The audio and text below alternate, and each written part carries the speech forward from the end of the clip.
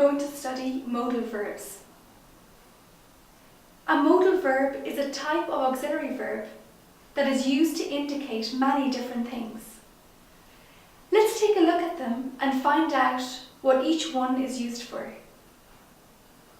Can is used to express ability or possibility. For example, I can swim, but I cannot dive very well. Could is the past of can.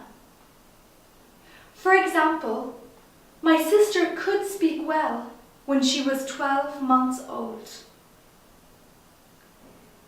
May is used for possibility or permission. For example, we may go to Spain for our holiday next year. Might is used for remote possibility or as the past of may. For example, we might even go to India if we have enough money. Must is used for obligation. For example, you must see the latest film by Ang Lee. It's incredible. Let's see more modal verbs. And let's continue the same way. Will is used to form the future. For example, they will decide after the meeting. Shall is used to make suggestions. For example, shall we go now? Would is mainly used in the conditional sentences.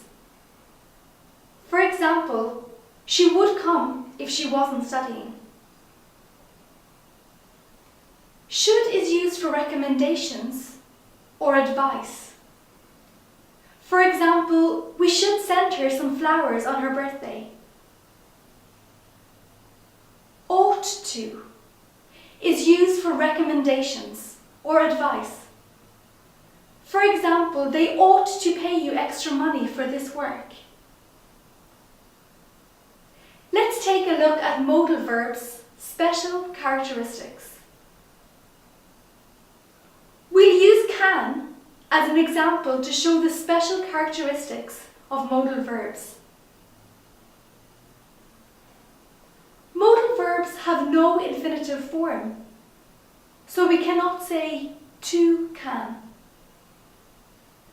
Modal verbs have only one form. Cans, canning, etc. do not exist.